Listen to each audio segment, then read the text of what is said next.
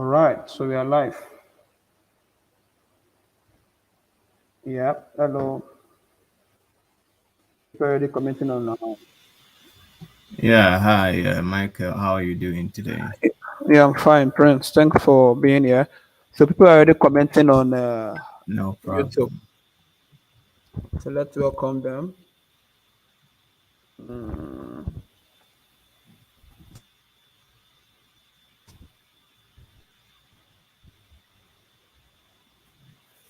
Oh, it's streaming to YouTube as well.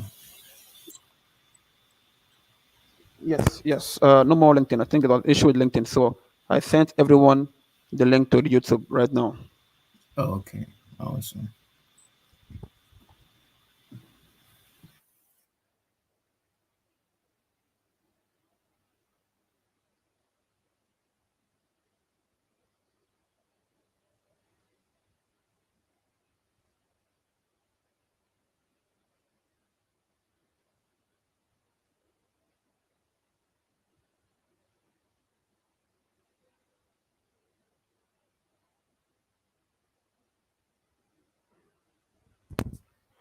All right. So let's start then. Hello, everyone. Good evening from Nigeria. With me in the studio, Mr. Prince. Mr. Prince, can you introduce yourself? Yeah, it's actually afternoon here, so good afternoon. Um, Welcome. My name is Prince. I'm the current president of Black MBA Association at Suffolk University in Boston. Um, so it's good to be here. I know Michael, and Oh, I great. know Thank you. that you are here for value as well.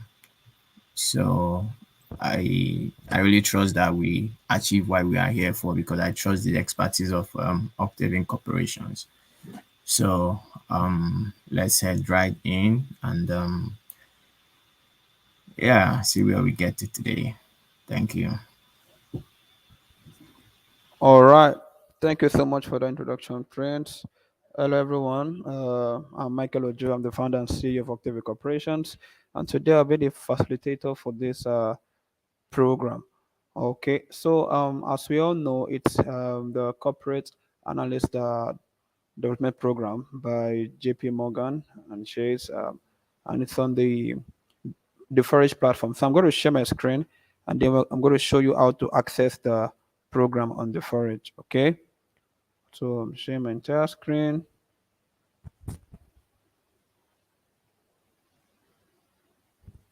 All right. So this is the okay. Let me see. Okay. All right. So Mr. Prince, you can see my own screen from your end, right?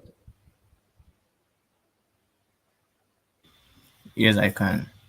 Lovely. So guys, for you to access the program, all you need to do is to go to thefory.com and you sign up an account. And when you do so, you can just go to explore. And under explore, you can just go to view all job simulations, right? So the company we're looking at is JP Morgan. So I'll just search for JP and that's it.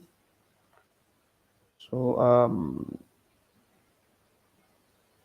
if we go down, we're going to see it here. We can see the corporate analyst development program, CADP. So you can see that it's estimated that it should be completed in 5 to 6 hours. So let's see if we can do that in less than 2 hours. All right. So let's click on it. So I'm already enrolled in the program. So if it's you, you would have to fill a particular survey to kind of sign up into the program. But it's not that difficult just to answer all the questions correctly. So ideally, the Voyage is a platform where they partner with different companies, and these companies put up virtual internships or job simulations on this platform so that people can learn Let me see if people are still on the call. All right, lovely. So people can learn from them, not um, necessarily go directly to the company, right? So you can do a task, you can perform a task that you would likely perform if you were hired as an analyst in this companies. So we have companies like KPMG, Accenture, BCG, and the one we are working on today is JP Morgan and Chase, and JP Morgan Chase and Co rather.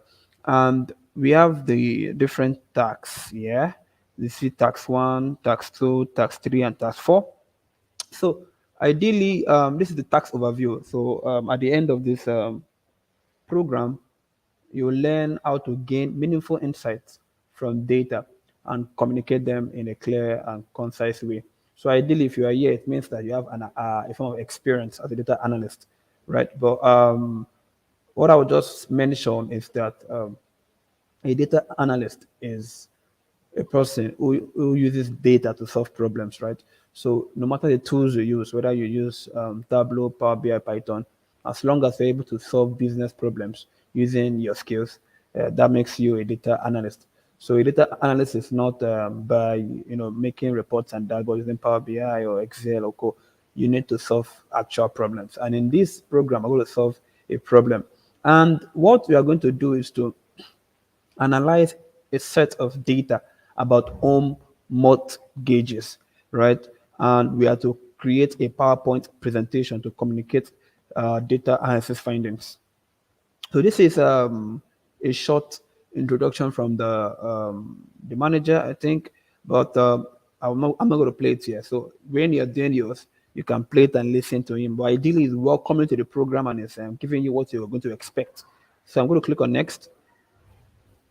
So this is the background information. So as we all know, we have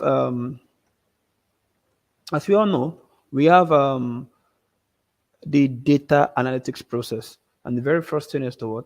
To define and understand the problem. So you define the problem, and you have to also understand it.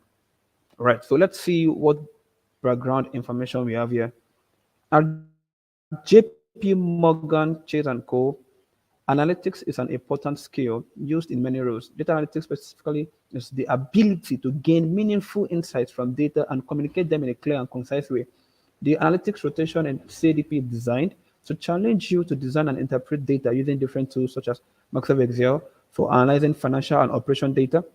And in Excel, you can accomplish an analysis in many ways through basic, intermediate, and advanced techniques. So ideally, they are expecting to use only Excel for this task. But in this program, I'm going to use Excel, Power BI, and also ChatGPT. Let me even open down my ChatGPT so that when we get to where we're going to use it, we'll use it. All right. So let's go back. So let's now see. So they've given us basic formulas and functions that you could use using Excel, right? And the most advanced to be using pivot tables. All right. So they've given us. I think there should be some. Well, even if there's no, if you are new to Excel, you can actually go and look up how to use all of these formulas, right? So let's click on next. So, they're giving you the links to the tutorials so that they are kind of allowing you to find time to study. So that 1 hour, 2 hours is because you have to actually watch all of these tutorials. So let's go to next.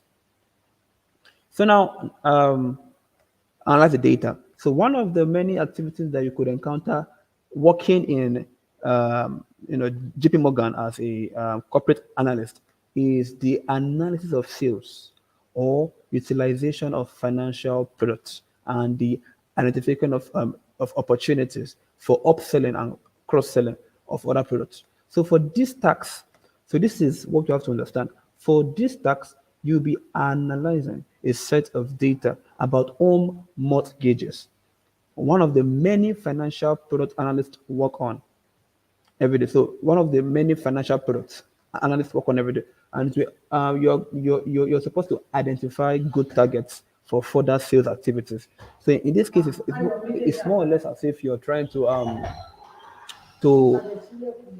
recommend to the company which of the customers that you focus on.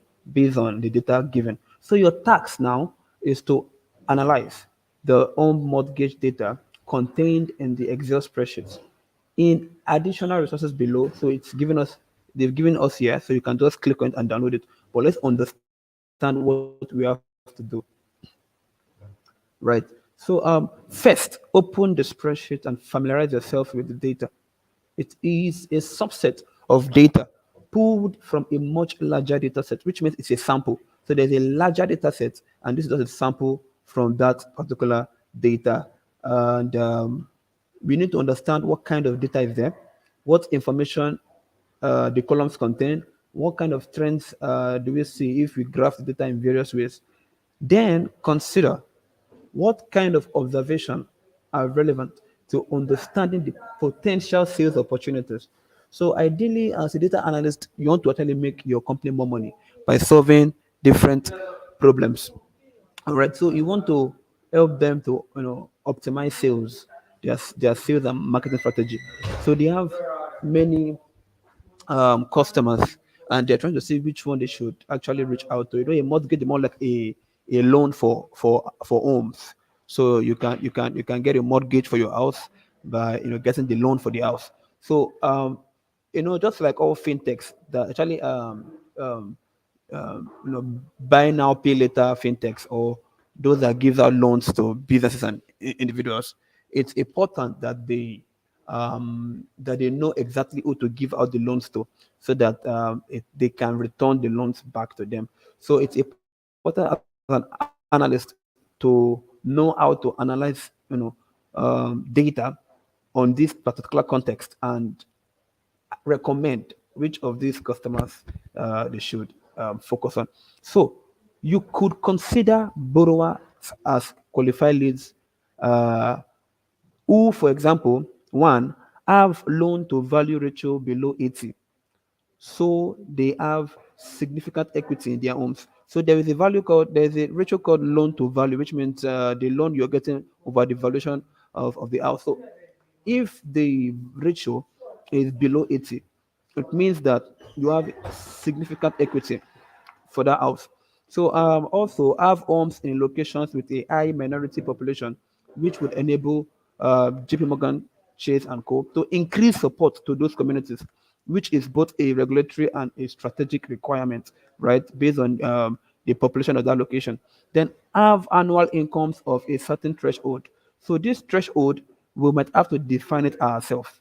All right. So they are more likely to afford more financial. So basically, in this case, we might want to say, okay, for those that earn this amount to this amount, and for those that earn this amount to this amount, right? So have homes worth an amount over a certain threshold.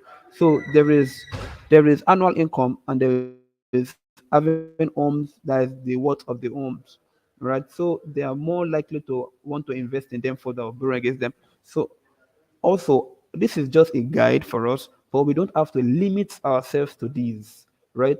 We could actually analyze the data set on other variables such as the age category, the median family income in the local area, and would those variables point to a well qualified sales lead?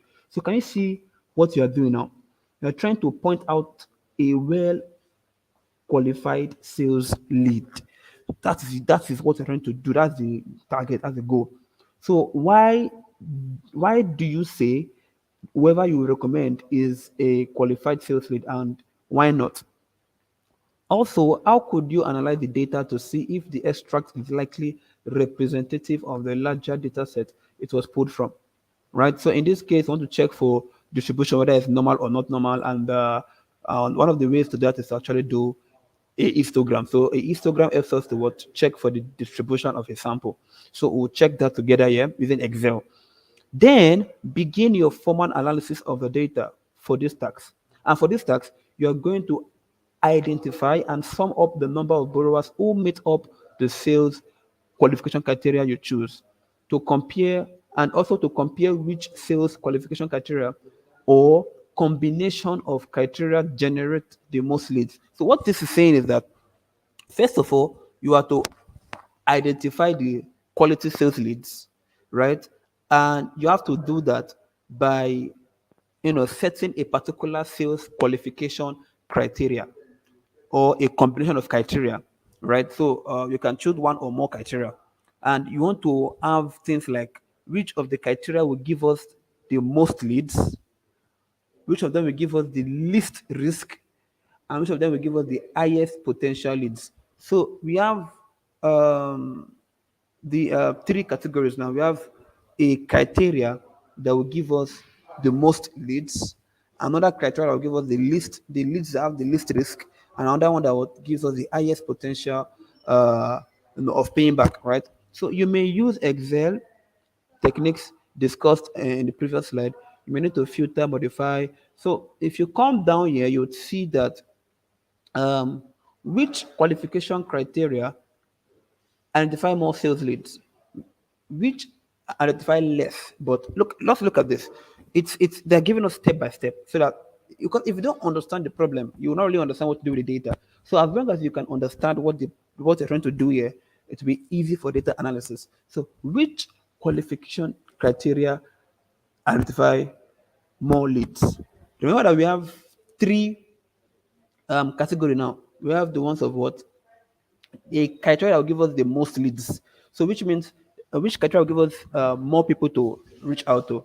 Then which criteria will give us the ones that have lesser risk, and which criteria will give us the highest potential leads. So they are telling you which qualification criteria identify more leads, which identify less but higher quality leads. Then decide what insights and findings you think make sense to graph or pull out from the data. Which means you don't really have to use all the data given in the data set.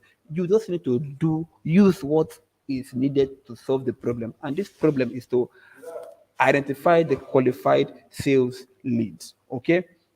So, for example, when you want to now make your visualization at the end of the day, you want to check for things like number of borrowers with loan to ratio in different ranges. You also want to know number of borrowers within a percentage minority in their area. Of course, you want to know number of borrowers. So all of this visualization, instead of using Excel, we're going to use Power BI. So let's click on the data, right? And let's just leave it like that. So I have another one there. So I'm going to open this data. So let's understand what is expected of us. So let's click on next first. So if I click on next, what we have to do here really is to communicate our findings, right? So upload your data analysis slide. So they've given us a slide template. So if I click on the slide template, right, and I save it, right, um, I can as well. Okay, let me just. I don't want to use WPS, so I'm going to open my PowerPoint, and then I'm going to use Excel, and this is the data. Now, what can we see really? So we can see all of these are those titles, JP Morgan and Chase, hypothetical home mortgage. So this means that it's not really an actual, client data, but it's a demo. It's a demo data. Something like this is what you likely see, right? If you're working as an analyst. So let me see if people are following us. Let me check. Um, okay, so if you're following us, just say I. If you're on the YouTube channel and you're following us, just say I, and we'll proceed. So I can see your comments here. So just say you're following, and they will proceed. So let's go. Now, I'll get back to the data, right? So what we have here, we have geographic data, borrower data, and then the mortgage data. So let me expand this. I'm just going to click on this, and I'll expand everything, and we can see it much more clearly. Now, so we have borrower ID number. It's just one sheet, so not really that plenty. So the geographic data is where we have the wide area local code. So these codes, we don't think we need that for this. Although you might want to, get the area, But as long as you know the borrower ID, you can easily get the area. So percentage minority in local areas. So there's this, which is the population of this local area, and then we have the median family income, right? So one thing we want to know is that we want to understand what this data mean. So this income, what currency is it? Is it in dollar? Is it in naira? Is it in pounds? So we don't assume it's in dollars because JP Morgan is kind of Prince. Is JP Morgan an American company? Yeah, it is majorly based in the US, but they have other Oh, branches in other countries. oh, lovely, lovely. So we're going to assume dollars in this case. Now that we know that it's an American country, right? So we have percentage of minority. We have family income in local area. We also have um, borrower annual income, which is the amount the borrower makes per year. We have borrower income ratio, and then we have whether or not they are a first time buyer, and we also have the age of the borrower. This is the age category, right? Because you can see less than. So if you check the entire data, it's about 500 data points. So it's not that plenty. So it's out of these 500 borrowers we want to identify to our company, which of them they should focus on as a qualified sales leads. All right. So you can see the mortgage data here. You have the borrower debt to income ratio. So you might want to actually know what each of these mean. So debt to income is how much you are owing divided by the amount you are making. So that is, so if you have um, a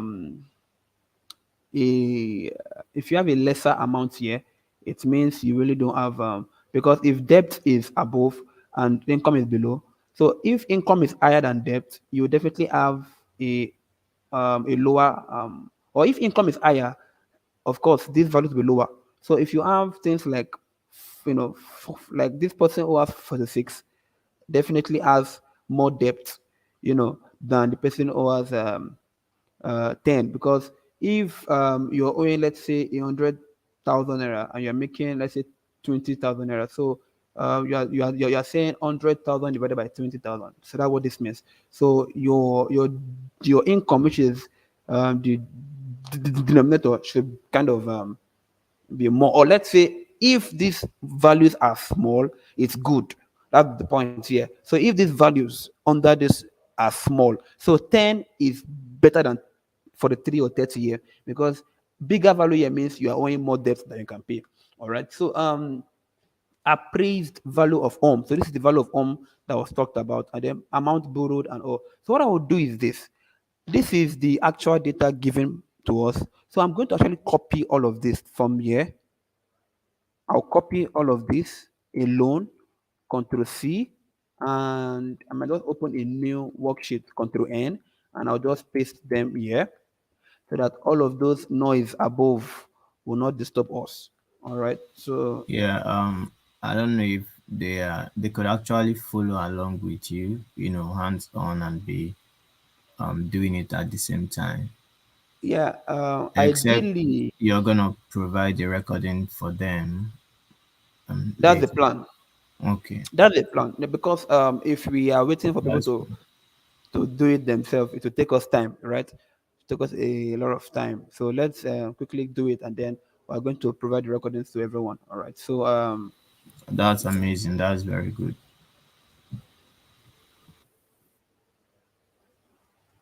let me make it wider so everybody can see better. All right.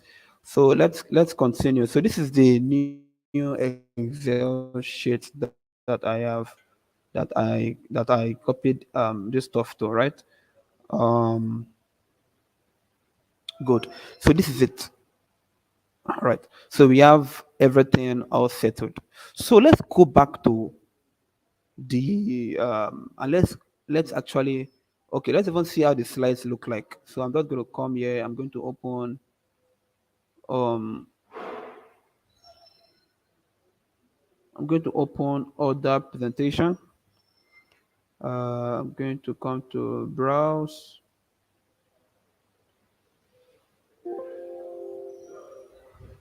and then I put it in desktop. And what I have here is the template. So let's see what they expect from us based on the PowerPoint slide. All right. So it's quite simple. So data analysis, sales, mortgage. So this is just like a template, right? 3 to 5 slides of chart showing your sales leads qualification analysis, and then you have the um, observation. So it's something not plenty. So um, this is the title page. This is where you put in your charts. So you put extra 3 to 5 slides, and this is how you put in your observation. So let's quickly do this. So let's go back to this place. Let's go back a little bit, and let's. Oh, I should have pressed the actual back. Yes. So under analyze data, the first thing we want to do is to actually the first thing we want to do, let's see, is to actually define define our criterias. All right. But before we do that, which is where is it? So this is what they suggested, that you could consider borrowers as, so they've given us what we should, so we'll follow their own recommendation, then I'll leave us to do our own, but let's follow the complex recommendation. So we decided we should first of all check for those that have loan to value ratio below 80, right? And those that have homes, so that have homes in with a high minority population. And also, before this, you remember that he said that we should check for the data, right? So also you could analyze the data to see if the extract is likely to be, you know. So let's check for the distribution of the data for the annual income and the home value. So this is it. So we have this is the borrower annual income. So what I would do is, if you don't have, this is Excel. Under Excel, I go to the data part. I would see data analysis at the left, sorry, at the right corner. But if you don't see there, it means you've not activated it. So come to File, and then after File, you go to Options, and then under Options, you're going to come to Add-ins, and other add-ins, you'd see analysis to part. Click on it and press go. When you are done, select any of them or the first one and click OK. When you click OK, this will appear under your data view. So I'll click on data analysis. And in this case, I want to check for the histogram.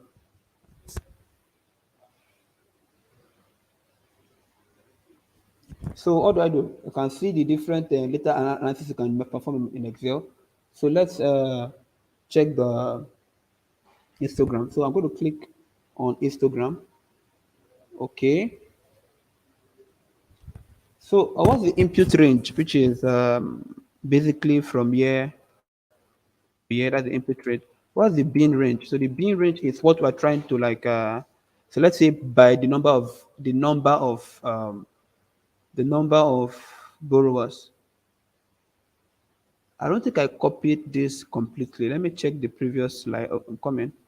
Because there should be a. Let me check the previous one. Oh, I didn't actually copy. I didn't copy it completely. So let's do that again.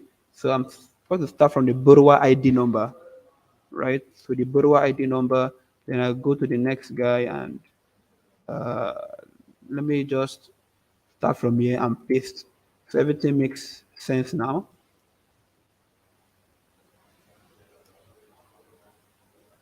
right? So we have the full stuff. Okay, so let's find the distribution of borrower income. So I'll come to data, then data analysis, then histogram. Okay, and the input range is, E to E1 to E500, and the bin range would be the number of that is borrower ID numbers, right? And it's asking us that does our column has label? Yes, it has labels, right? So let's use a new worksheet, and we can leave all this out and let's put the chat output and all. So let's click on OK. So Excel will give us the histogram. So histogram is used to check for the distribution of samples. So I'm going to um, okay. Let's try that again. Maybe come here. Let me see. Let's delete this shit too.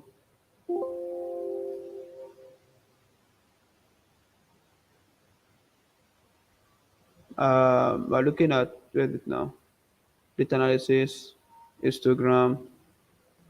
So input range. I think we did it the other way. So let input range be borrower ID. Let the bin range, which was to be on the x-axis, be borrower income. Yep. So let's do that. Ideally, it should give us. Let's choose another chart. Let's see. Oh, better still. Let's just do a don't know. Let's just do a what is it? Let's insert. Under insert, you'd see pivot table. So let's use pivot table for this guy. So let's copy everything instead. So I'm selecting everything at my table range. So just click on this arrow behind E, right, and click on OK.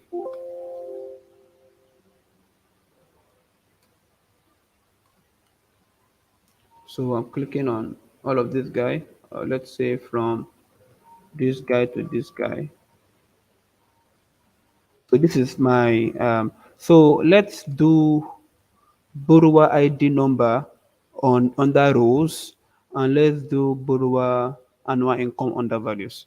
And let us now insert a so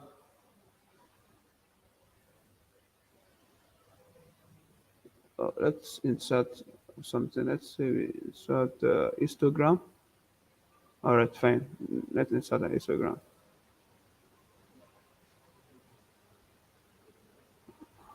Sorry. So let's insert a histogram. This histogram.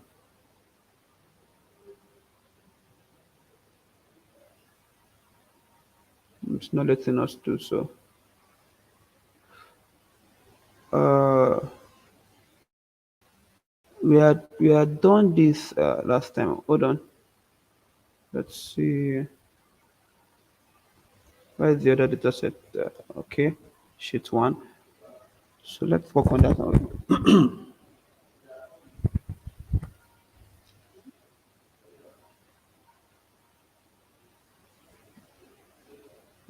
Data analysis histogram.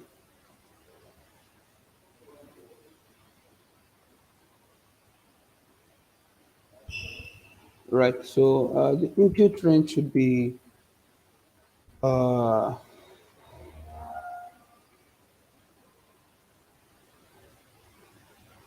let's see, bro ID or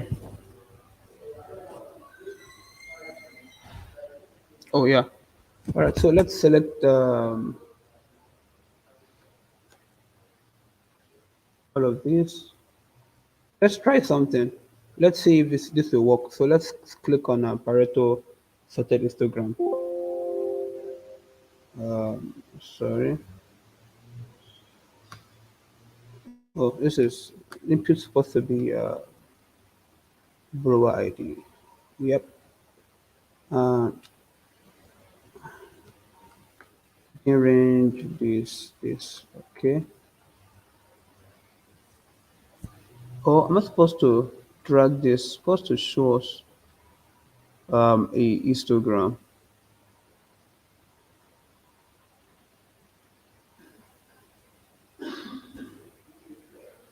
That's strange. All right, let's not allow this to waste our time. But when I did it last time, it gave me a skewed histogram rather. I say Instagram. So let me use the WPS and try the same thing. Control C, Control V, and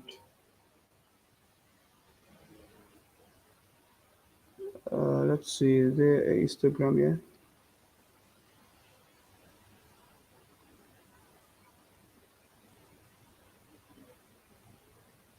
All right, maybe I will show us when we get to Power BI so that we can see. But let's quickly do what we're supposed to do. So what we're supposed to do really is to identify the criteria. So let's do the first criteria, which is to select from the. So what we're going to use is the if statement really. So if statement. So let's do this, right? Let's say let me delete all of this. Let's delete the pivot table that we created, right? So let me put in a new sheet, and let me put in let's merge and center, and let's insert a text,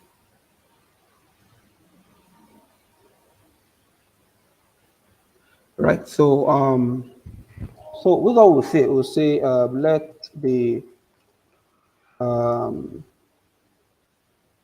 qualification requirements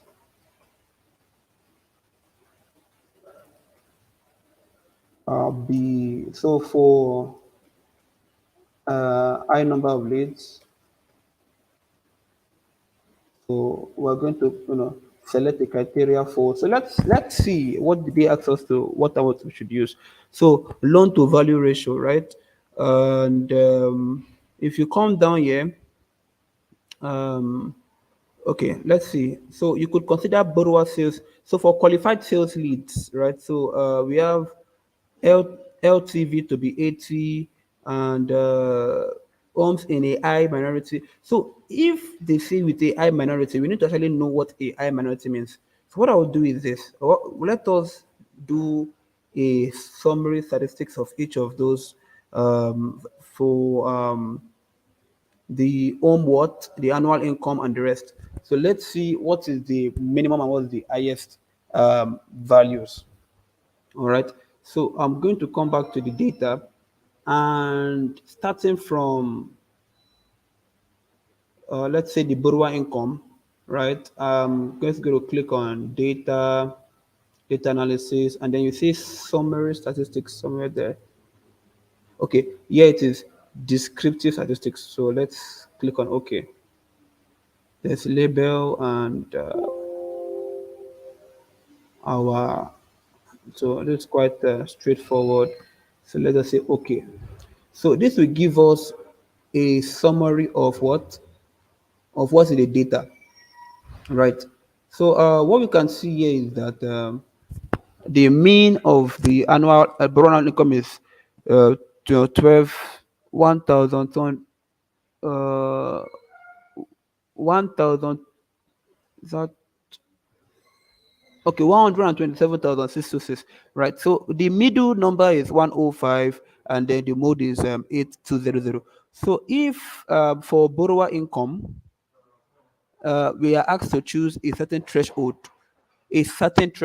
So we want to choose a threshold that is higher than the median or the average income. So we'll look at this and say, okay, the maximum is 100, 1.56 million, and the minimum is 18,000, and the middle number is 10550. So we can say, all right, um, this is high number of leads. Let's look at qualified. We'll look at high number of leads later. Let's look at qualified. So those for those that we say that are qualified sales leads, the criteria is that from the they said LTV ratio below 80. So we'll come here and say loan to ratio, loan to value ratio less than 80, comma, then we can say borrower annual income. must be greater than what now? So let's see. Uh, from here we can see that from here we can see the median is 105.77. So let's say the maximum is 1.5, right? So let's say 500,000 naira, right? Which is above the median, no? So 500,000, no, dollars, right? Because the maximum here is 1.5 million. So it means there are people who earn such money, and people earn as low as 18,000. But for us to choose the right sales leads, we have to choose people that actually make more money. So let's say anybody that makes $500,000 above is a qualified sales lead. So we'll just come back to Excel and we'll say okay, more than 500,000, and then we can say if you check again, they said homes in a high minority population. So high minority population, right? So what does that mean? If you go and check for the data, you can see, where is it? Minority. So percent minority in local area. So they say high value. So basically, which we said I minority. So which means we have to know what I means too, right? So let us do another summary statistics. So data analysis, discrete statistics, okay, and then let us put okay. Oh, sorry, that was a mistake. We didn't select. Um, so let's go again. Data analysis, descriptive, okay. So let's select percentage minority now and say okay. So what this will tell us is that um, you can see the maximum number here is 98 and the minimum number here is 1.49. All right. And the middle number is what? 19. And the mean is 28. So we can say, okay, since they said we should look at those with the high minority. So let's say since the median is 19 and the mean is 28, so let's just say roughly, let's use 45, which is above the mean minority. So let's say 45. So anybody living in local area of about 45% minority is the qualified lead. So that's the I. So that's it. So we'll now come here and we'll put it in part of our percentage minority is what is more than 45, right? So let's see, was there any other so they said what about a certain threshold? So the what, so they only give us four criteria. So we have the same thing here. So we have one, two, three. So the last one is what. So let's go back to the data set, and then we can see uh, borrower income, appraised value of home, and we have amount borrowed. So of course, home what would be the amount value of home. So let's check the descriptive statistics of that. So I'm going to click on that. Let's check for the appraised value of homes, right? And let's click on OK. And for the value of homes, what do we have? We have the mean is 434,000. The highest number, as you can see from maximum, is 1.9 million. So some homes are worth 1.9 million, while some homes are worth 35,000. And the median there is 360,000. All right. So we want to go slightly above the mean and the median to actually select those that we should put as the qualified sales. So let's say 500,000 naira. So this will not be our last one. So comma, so appraised value of home is what? Is more than 500,000. So now we have done the qualification requirement for those that we can deem qualified sales leads.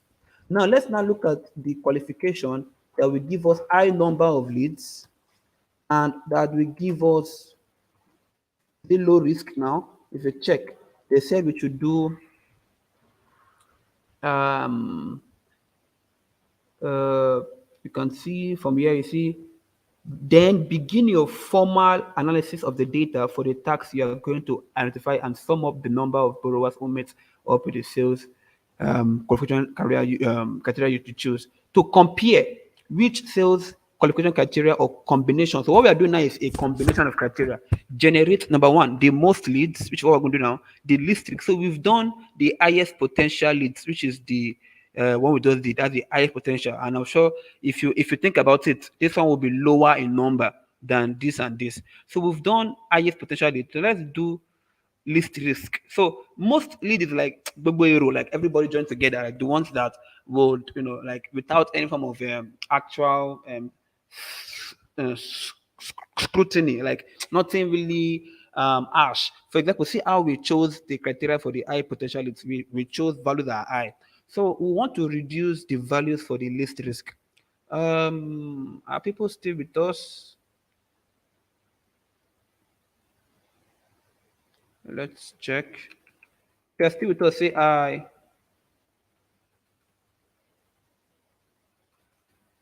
Yeah, Prince, are you still with me? Yeah, yeah, yeah.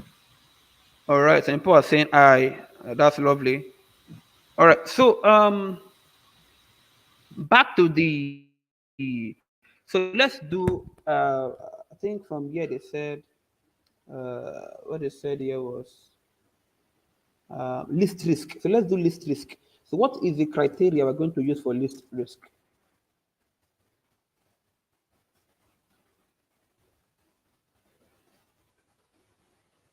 Right.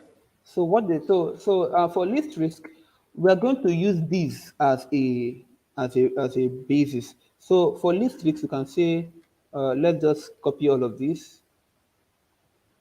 and paste here.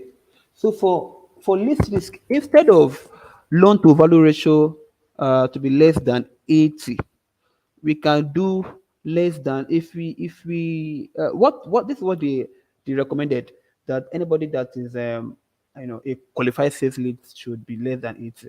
So for this case we can say, okay, for those that would say least risk, let us reduce that number to 50 instead of 80, because 80 is like the qualified guys, like the guys that are actual guys that you choose. But let's see if you can reduce the threshold a little.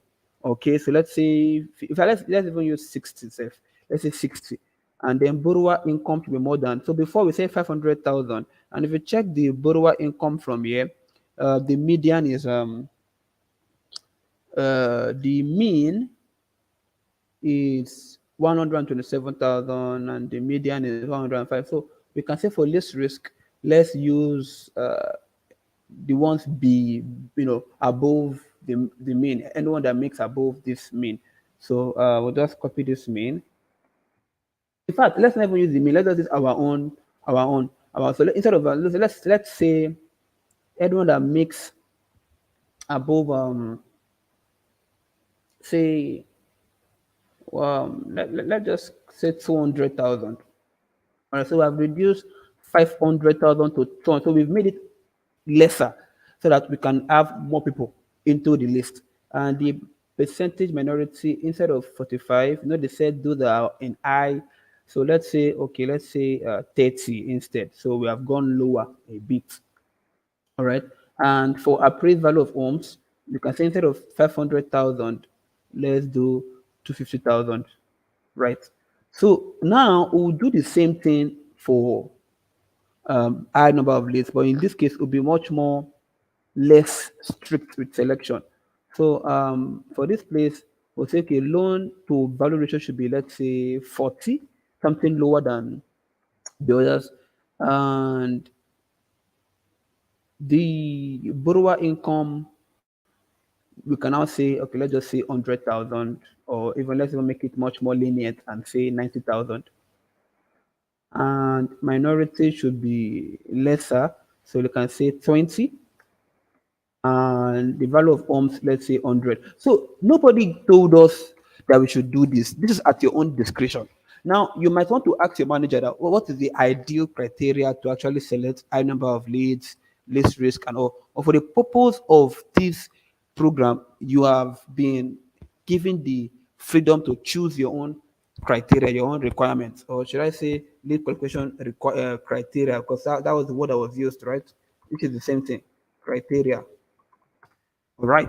So now that we know this, and we have decided to use just these four, you know, if you see what they said you can actually choose to do more.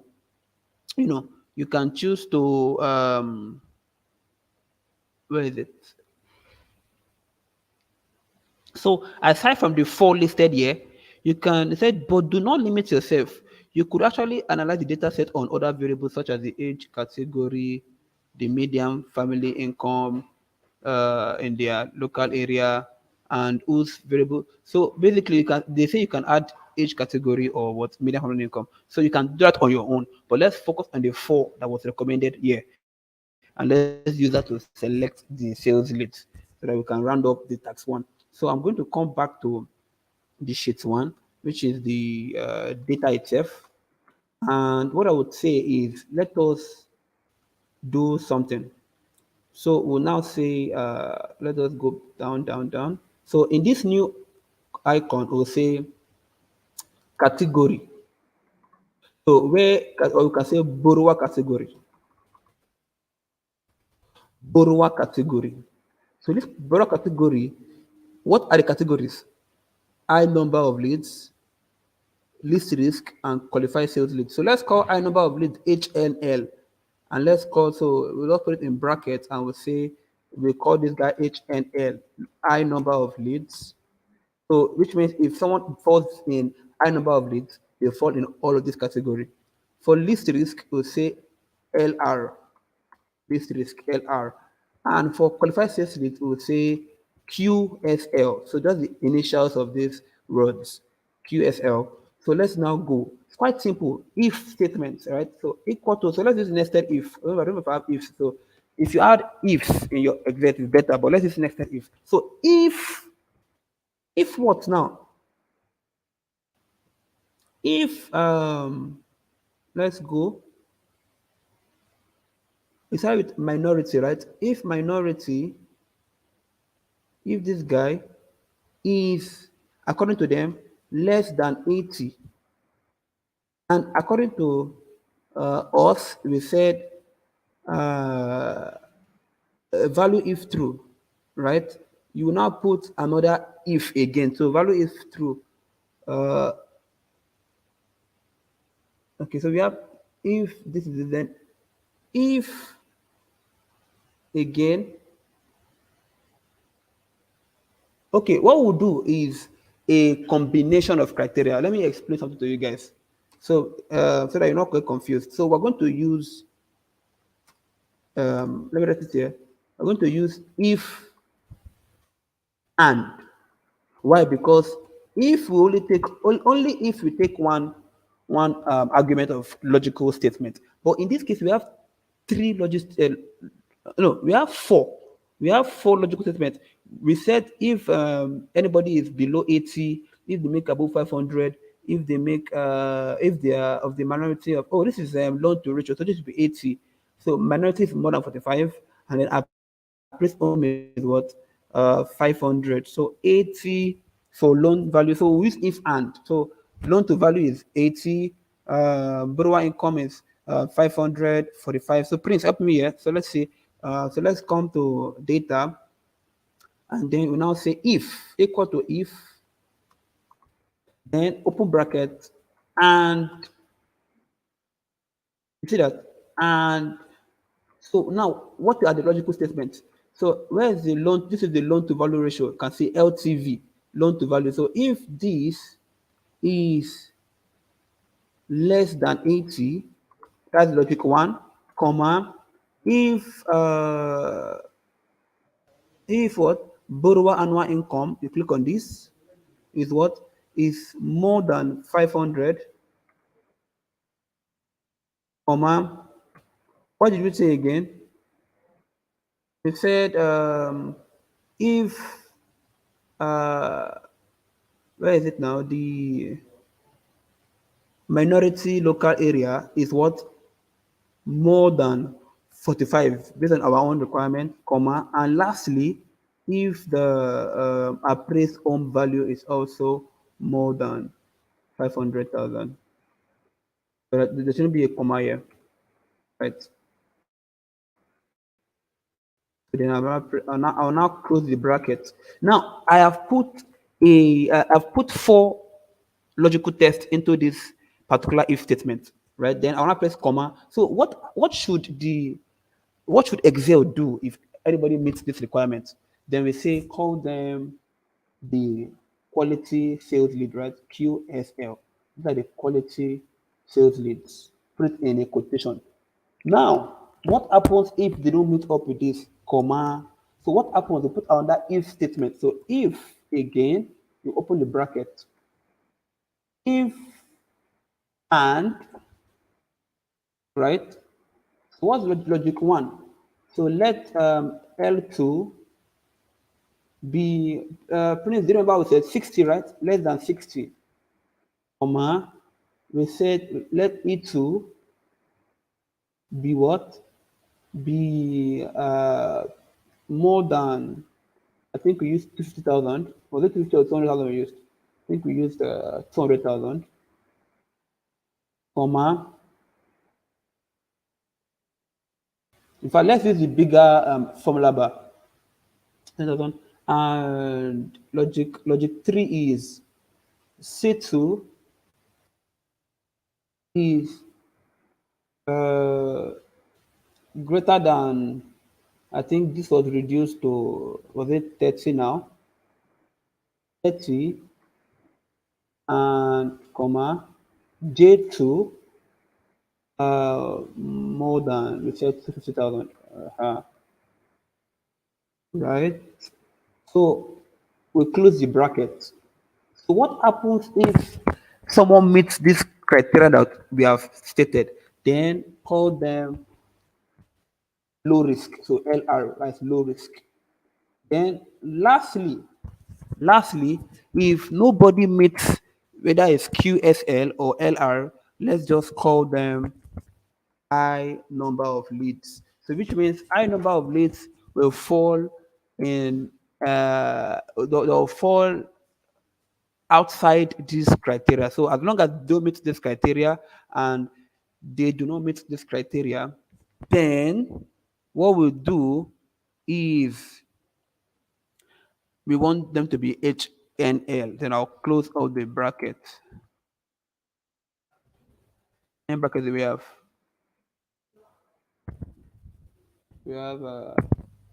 one, two.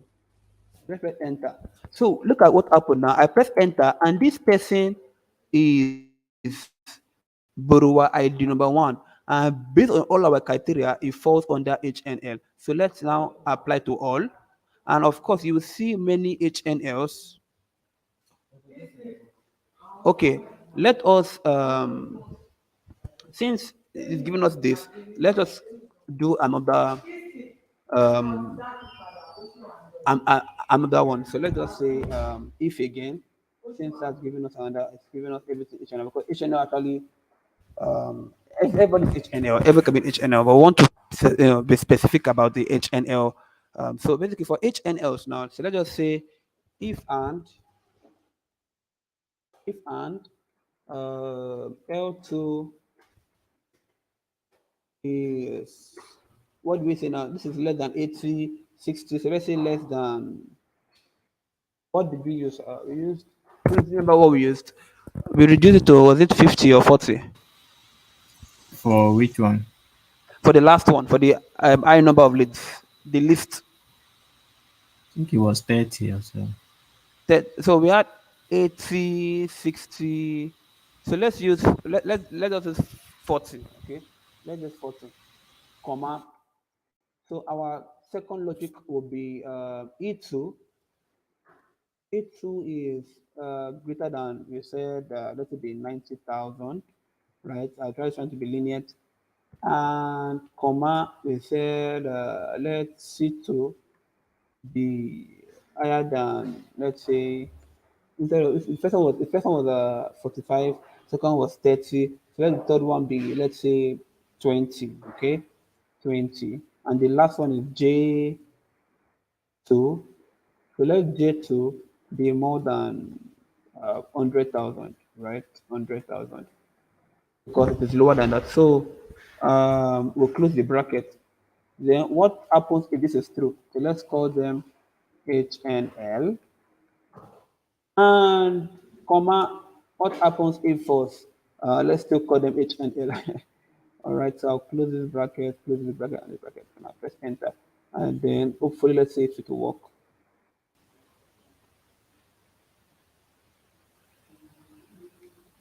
So what we'll now do, you can see that there's L arrow here. There's L arrow here. L arrow are not plenty. And if you check some other places, you'd see we can't really see it with our eyes. Okay, let's see. So the first one that we said was what QSL. So let's see how many QSL are here. So I'll click Control F. I'll look for QSL. Let me let me so QSL find. So you can see that there are some.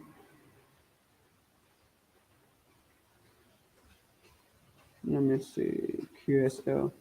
So for this, find what? Find quantitative leads QSL. Okay, it's showing. Okay, that's fine. So this is what we'll now do. Mm, but we can see LR. I can't see any QSL. QSL. Let's see. This is QSL. If this is so, ideally. Oh. Okay, okay. Let's use um instead of more than 250, let's use less than for those numbers. All right, so let's use less than instead for all those values. So let's use less than 2000. Let's say less than. So let's make the rest of them less than. Right, so this is less than. And for this we said 90,000. So let's say less than. And let's see how this will operate. So let me apply to all now. We should be seeing a QSL somewhere. So let's search the total number of HNLs we have because we can't really see. So what we'll do is we'll count. So let's say number of CSL, right? So let's increase it and let's say number of HNL. So which is equal to count is it count if. So it is count if. So count if, what is the range of what we are counting? We are counting borrower category. And what is the criteria? If it is HNL. All right, so we have 498 um, HNL. So let's count the number of LR, which is low risk.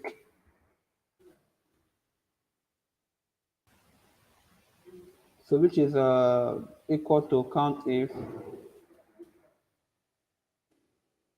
what is the range? This, comma, the criteria we say LR. So, all right, I mean, there is no QL. So we have an issue with the formula. So let's see what the issue may be. So we had said that anybody that is making money above all of these. Okay, firstly, let me copy all of this first. Let's test something. Let's copy all of this. Let's paste it and let's say let's just check for those that meet this. So value if false. Let's call them um let's call them H and L. Let's see what this will give us. Right. Let's see what it will give us. So they are all so now the issue is in our it's in our QSL. So let's use this short formula to understand what's going on. So we said if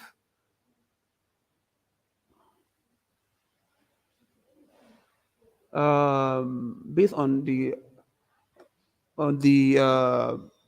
website, which is, yeah, they said anyone below 80 and them to choose, and we've done that.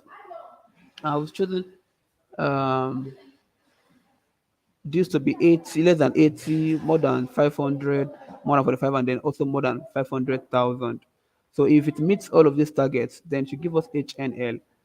So ideally, this person should fall, this particular person here that has, let's see,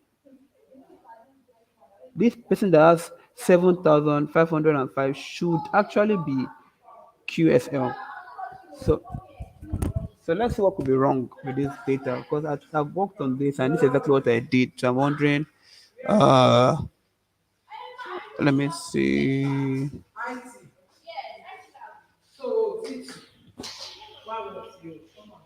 Okay, I didn't save it. So let's see. Prince, we did this together last time, right? Yeah, yeah. But well, And okay. Go ahead. yeah, yeah. So this was what we did the last time. We had selected the requirements or the criteria, right, for each of those levels. Mm-hmm. Yeah, remember I sent you the formula that we used. Do you still have it? Oh, In case you did yourself, well, let me see what must have gone wrong here. Mm, let me look it up. all right, because from this requirement, right, this should give us some QSLs, all right, and the QSLs are not here. So let's see what could be the issue, or maybe it's okay. Let's see if we make this guy 50. Maybe it's our requirement that's an issue. So let's see, it makes that 50. What will happen?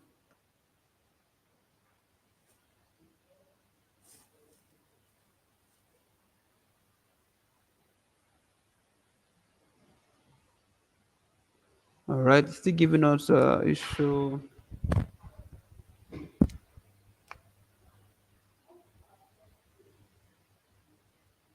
Yeah, okay, let's see if so let's just use one criteria. Let's say we use only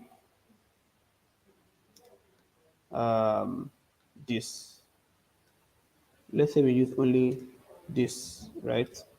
And we set the rest is H and L. Let's see if this will give us something, right? So, okay, I think the issue is not our formula. It's actually it's our criteria. For example, now when we use only 500,000, we now see that there are some QSL, like this guy falls as a QSL. So I think we need to be careful on the kind of criteria that we actually select. All right. So let's say we reduce this to say 300,000, for example, right? Let's say we increase it to 300,000. Let's see what happens then.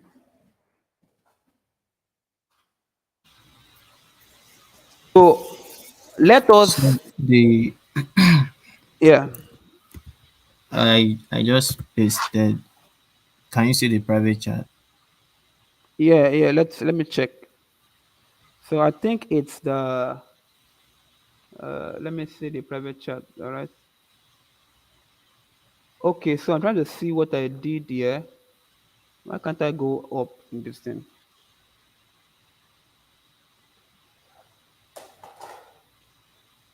I'm trying to move I up.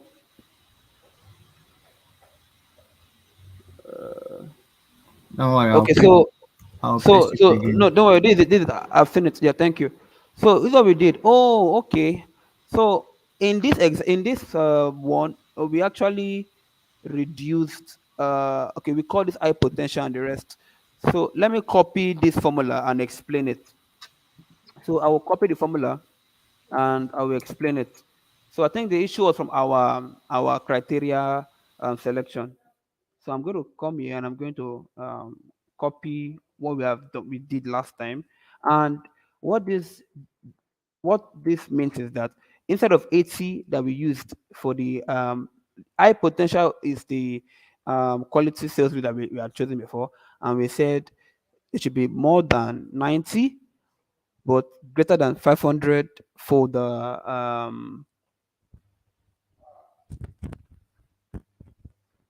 oh sorry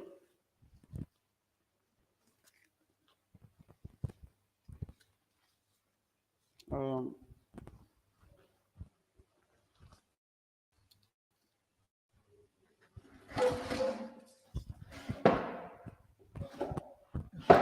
right. So as I was saying, what this meant was that L2, which is one of the which is LTV, we said it to be less than 90. So we made it higher for quality sales leads. And the J2, which is the appraised home, should be 500,000. And then the E2, which is the income of the borrower, should be more than 20,000 for the first one. And then we reduced to 75. And then we reduced on to 400. Reduced on to what? 1500. So this is the I'm going to copy this particular formula, right? And I'll paste it to the YouTube comments. So let me paste to the YouTube comments. So I'll paste it here. That you guys can also use that same formula, right? But to explain, so it's all about choosing the right requirement. So our formula was correct, but the requirements that we are choosing, we have to be careful. So we selected 90 for the first one, and then we reduce it along the way. So let's press enter and let's aha. So now, oh, I put it in the wrong place. Yeah. So now we will now the question that we were asked was sum them up and give us the number of what is it? Sum up the numbers of borrowers who meet the stuff and all. So let's sum up each of the numbers. So I'm going to go back to Excel and I will say uh, um, so I would say so this is what instead of I would just say eyelids, number of eyelids. So eyelids here means this uh qualified sales leads, right? That's what eyelids. High potential rather. High potential, not eyelids. High potential. We have number of high potential, and then we have number of low risk, and then we have number of eyelids. All right. So let's now do count if. So equal to count if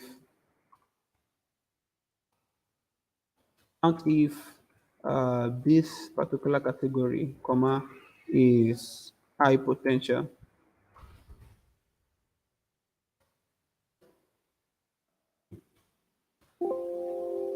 And we can see that we have 44 high potential. So how about we can copy this, it's the same thing. And instead of high potential, we say low risk. So let's look for low risk. Low risk. All right. And then you can see that low risk is a little bit lesser than high potential because high potential can be like people who we think will actually pay. But we've reduced the risk and then we have these actual guys here. And then, but then we're going to actually, give them this number. But let's look at how many eyelids we have. So equal to, so let's just paste that and let us calculate the number of eyelids that we have. So what do we have? Eyelids, right? This is eyelids. All right. So if you enter, you can see that the eye leads are more 422. Why? Because we did not we were like, if we were to select many people, you understand, how many would we select? So out of 500, we should select 422. But this is actually a lot of risk because it is, of course, people are not going to, some people in this particular number will not pay. But what this means is for number of high potential and number of low risk, that this, 44 people here out of 500 have been shown, or based on our criteria. In this case now we use just three criteria, right? We use um, the just three criteria, right? And then we're able to get for the 4 leads and 34. So now we've actually answered that question, right? We've answered that question. Now what we can do really is to save this guy. What we just do is this: let's copy all of this guy from to this point. Yeah. So now that we have this category, let's Control C. Let's put on a new sheet and let's paste as values. Right. So now let's save this. Let's save this as in my desktop, and let's save it as buyer category, right? So let's now go and visualize this in Power BI. So I'll come to Power BI now. So you start up your Power BI and then you just select Excel workbook, which is our case in this case. So Excel workbook. And what we have is buyer category. All right. So we have buyer. So let's actually, so I don't think the data needs much of cleaning, all right? Doesn't need much of cleaning. So we already cleaned it. The data looks quite clean. That's my point. So let's just load up the data.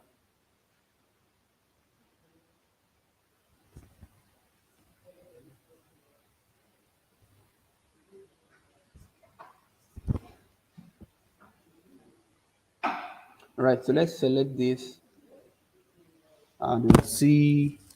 So no need to transform. Let us click on load.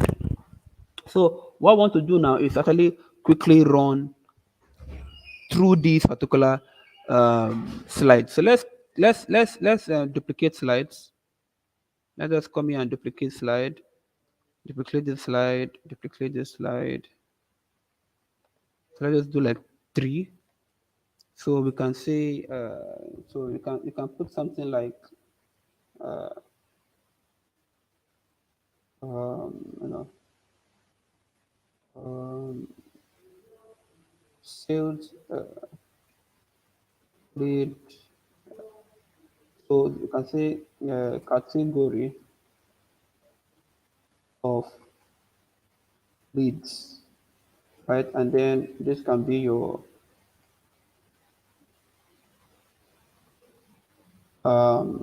title for that particular, and then you make a copy and you say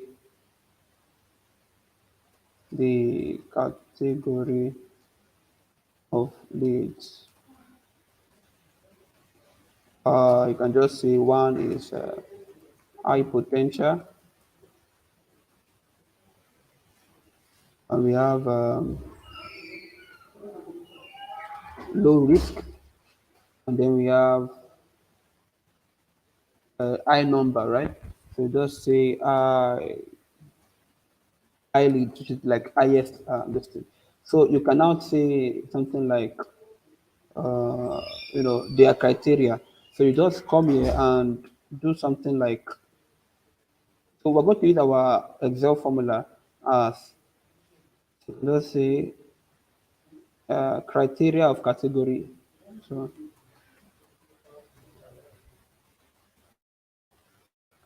so we can say high potential basically was equal to, we had said in our Excel that low to value ratio is that is LTV ratio is less than 90. So going to tell those that you can say LTV is less than 90, comma, and we had also said that J2, which is value of home, is above 500. So just come in and say home worth is above $500,000. And lastly, we say borrower worth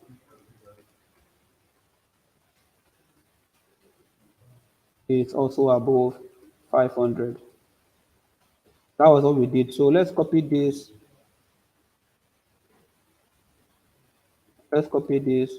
and paste for the other ones. So for low risk, we had said it's equal to, so our LTV for low risk, we had chosen, we had chosen 75, right? 75. So this guy is 75. And for the homework, we had chosen 400,000. And for the other one, we had chosen 150,000. 150. You can see that we went down a lot. So that was why we didn't even see any. So and then the last one, which is the eyelids, right? So the eyelids, we said we said the LTV in this case is 50 250 95. 50, so this is 50. We have 250, and then we have 95. So we went down a lot. You understand? So if we had increased this to about 100, we have had something lesser. You guys understand? So that is our first slide. Control B, Control Z, Control B. So now let's now put in the charts for each of them. So the first chart is what for high potential, right? So just say high potential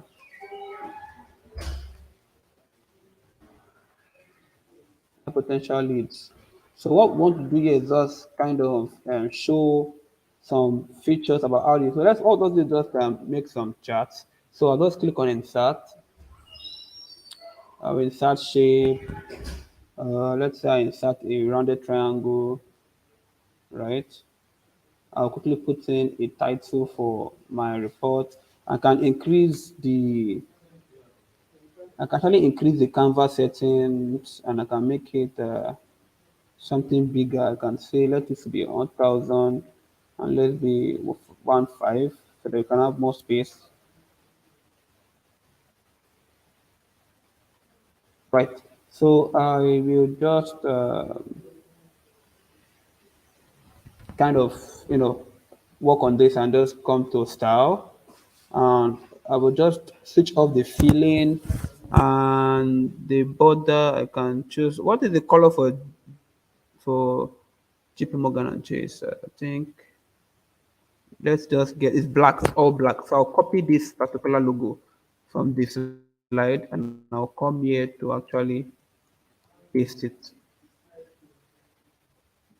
Can work like that. So what I'll do is I would come to the web and I'll look for okay, I can come here and I can save image as, right, and I'll put it in my desktop and I'll say make this is JP logo, right? JP logo, and then I will come back to Power BI and I will insert image and say, bring it here. So this is the logo right here. So I'm just going to reduce this and put this right here, right? And this comes, so this is the logo. So it's all black. So let's just use black for all our stuff. So under style, let the border be black.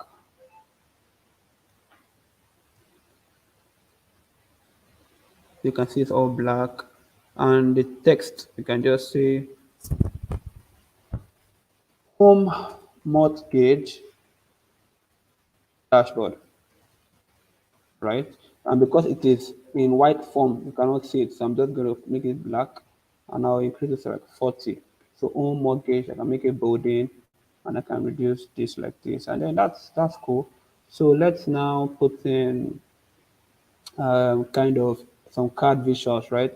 So let's put in a card visual and let us look at the total number of different people, right? Starting from where is it now? Category. Where's category? Category. Category. Borrower category. So I put it here. So this will give us because it's a categorical variable. So I'll just select this and I'll say count, just count. So this is total number of borrowers. So I'm just going to work on that. So the color value is already black. So I'll switch off the label and I'll say this is what number of borrowers. Borrowers, yeah. So I will just kind of increase this a bit, and I will make it a nine and all. Yeah. So let's just put in some little effects so that makes it look better. So I'll just click on visual border and make this around 12, and I'll put in shadow and make it black. So I'm done with this. So let me make a copy and paste. I'll just make copies and paste like this, and you can make one more copy.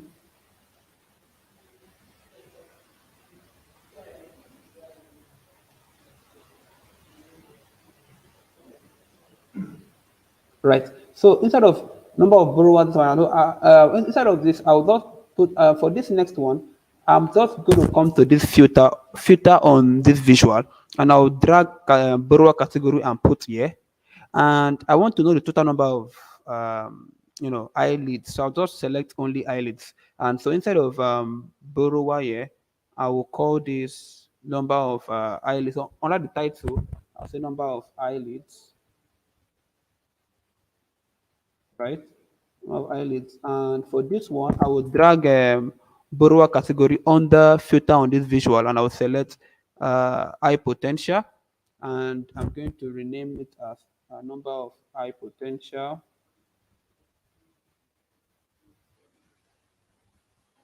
And for the last one,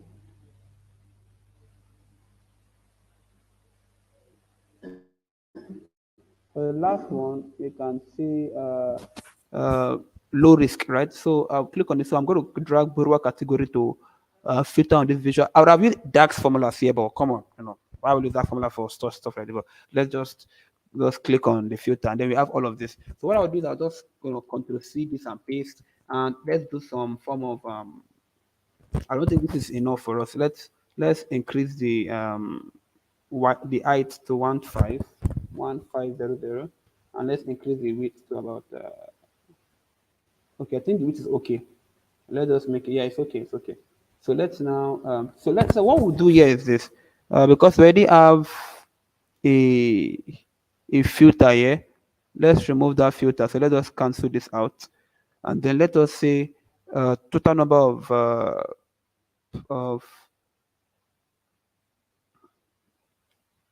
of um, of borrowers by their we can say by their age.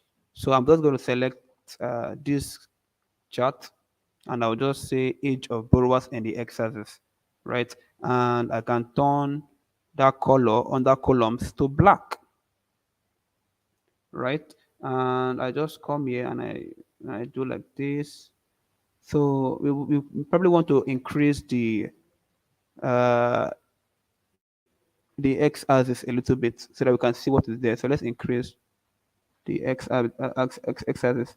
So what we have here is that our borrowers category is actually the highest is from 34 to 44. So if you wonder, so the highest is, so let's do we need to sort this? So let's just sort it by age, so that although it will look like this, well, it's fine really. So the highest right here is, oh, let's also sort by ascending. So ascending gives us this. So this basically means that the highest borrowers and age distribution is about 35 to 44. So now what we want to do now is to understand the number of let's understand different demographics by the number of eyelids, the number of I'll come here. So instead of so this is so let's change this to uh, borrowers. So you can just say 35 to 44. So you can see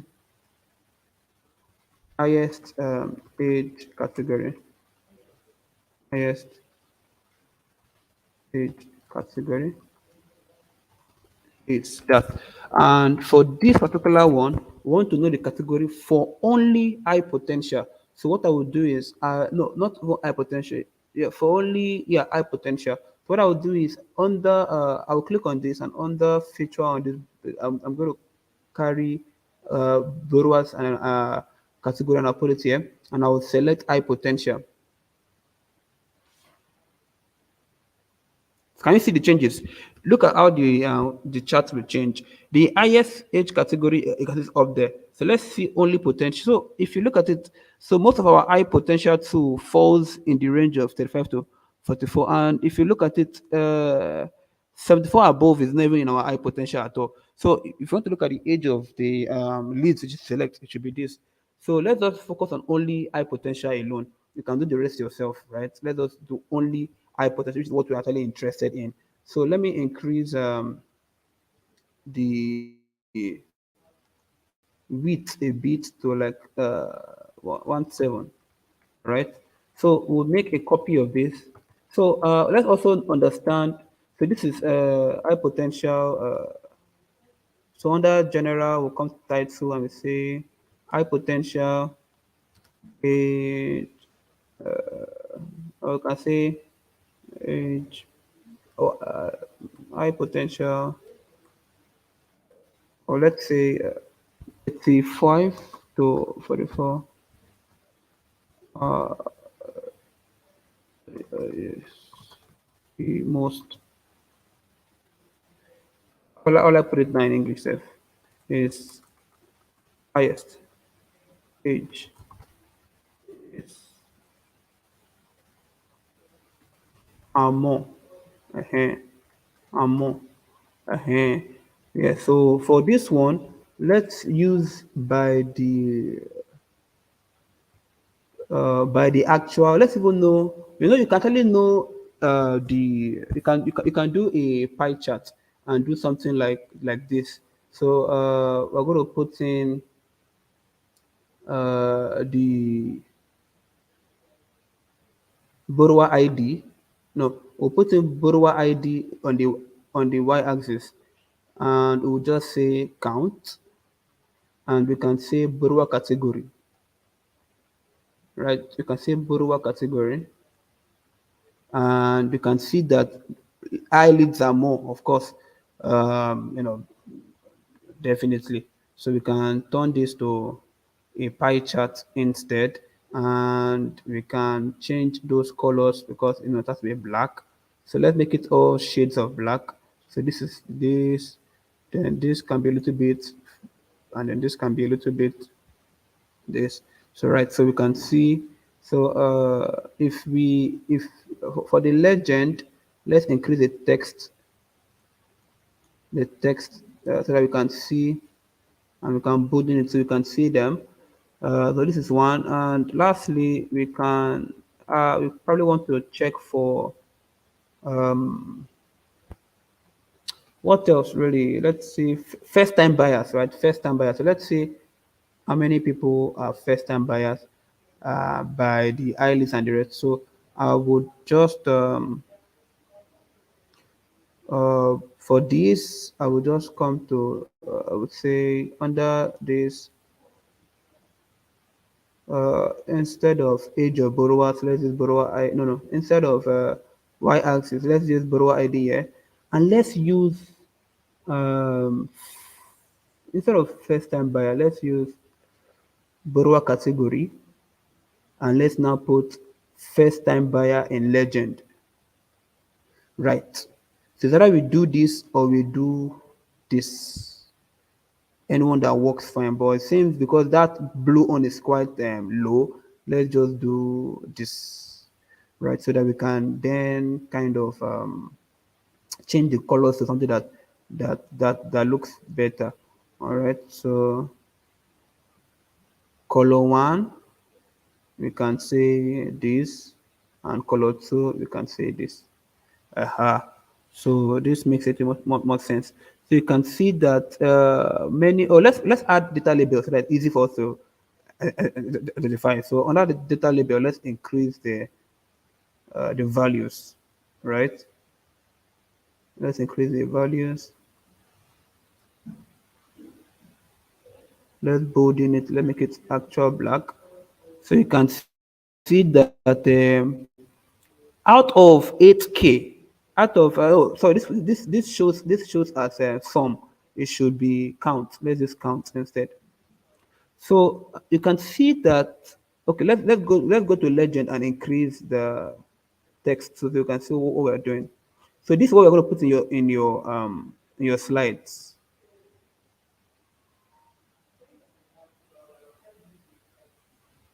So first time buyer, one means yes and two means no. So those who are first time buyers is the black one, like the very black one. Right? Two means one means yes, you are a first time. Two means no, you're not a first time, which means you've bought before. So out of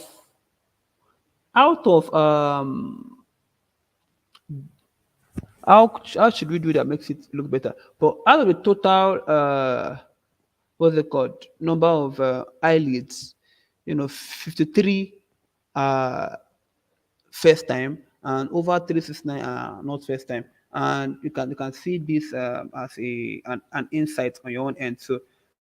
But ideally we now know, we've even gone beyond the scope. What they asked us to do was just to sum up. Can we say they said we should do what? We should just sum up the number of borrowers. That's what we are asked to do, right? And then we can now do number of borrower by loan to. Okay, so let's do number of borrower with loan to value in. Okay, so we've not done this actually. So let's just do two of these. So we have to put all of this in ranges, which should take us time actually. So okay, let's just work on, let's say, one. So I will um how should we use Power BI now? Okay, so what we'll do here really is not difficult, right? All we want to do is just put in loan to value ratios in ranges. Something like if you come to Excel here, you'd see something like, okay, loan to value. Let us create. Let's insert. Oh no. Okay, let's insert the cell here. Right. So without something like LTV ranges, and we can say equal to um, if this is less than say 20, then we can say 0 to what 20, right? Comma if this uh, comma if open bracket if this is less than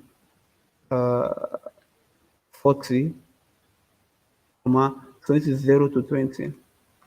So if it's less than this, then we'll say 21 to 40, yeah, comma, we say if again, bracket, this guys is less than 60. Let's do this 4 bins.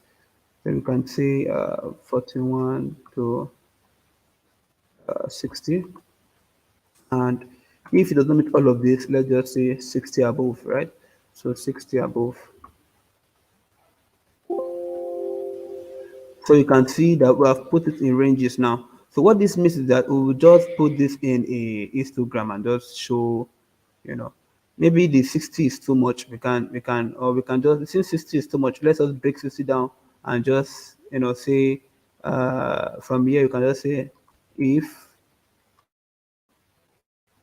if this guy is less than 80, let us make it 80, then we can now say give us 61 to 80, and the last one we can say comma give us 80 above, 80 above, right? So you can see that now we have much more. So 80 will be reduced. So I can easily do this here right now by clicking on insert pivot table. No, let's first of all select all of this. So let's select all of this down to LTVs. I'm just doing one of these for you so you can see how to do it. Of time. Then we'll come to insert pivot table. Okay. So what we're just doing is we're just bringing in borrower ID number under values, and we'll say count.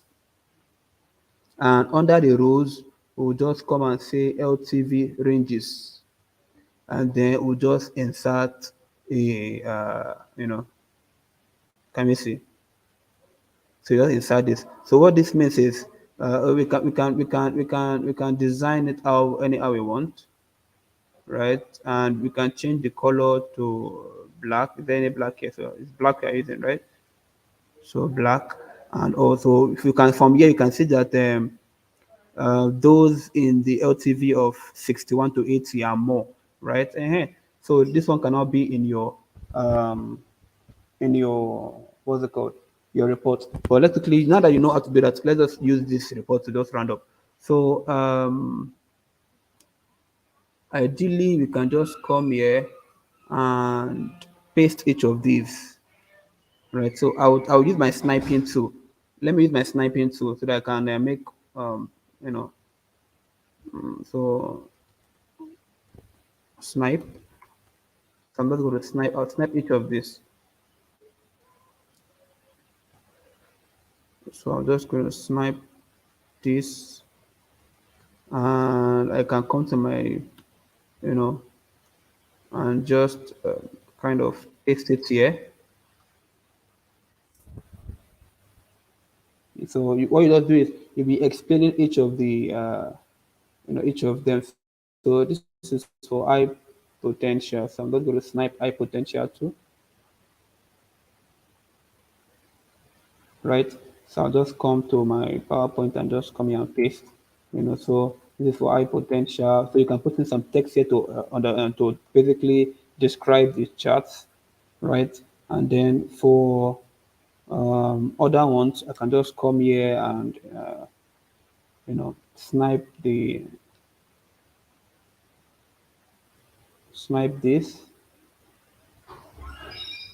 right? So I'll put them here. So you just put in the descriptions, and lastly, you just snipe in the last one, right? You just come here and then you snipe in the last one, right? Then I'll just come back here and I'll just paste. So, but we've done what we asked to do. Just give us the number. All these are just So at the end of the day, you can just come here and now snipe everything.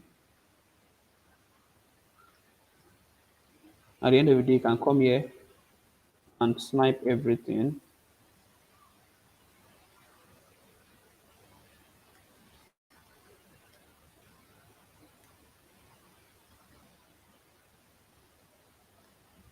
Right, so I'll just come here and I'll come here and snipe it as my entire dashboard. So I'll just come from the beginning and snipe to this point, and I'll call it in my PowerPoint. I'll just call it a dashboard, right? Uh-huh. So dashboard, and I'll come here and I'll paste everything here like this. So this is the dashboard, and then observation, just tell them, okay, for observation safe, just tell them the amount. So for, in fact, let's not waste time, let's just even come here and just snipe. So your observation should actually be like explanation of all of those charts. Okay, but So let's just come here and let's paste this. So we can see the total number of eyelids and the rest. And you can just come here and put in some text, You can say high potential, high potential leads are of the age category is, and just put in different things and just at the end of the day you save at the end of the day you just save this particular stuff, save as, right? Just come here and save as.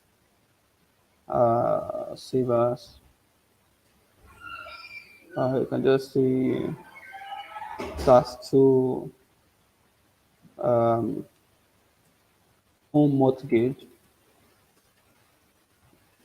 mortgage report. Press and save, and then you come back to the and then you come and click on next, and then you select the file, and under documents we have home mortgage report, and then you put it there, and then you submit it, and that's all for tax one. So the rest of them is not really difficult, but let's see what is there.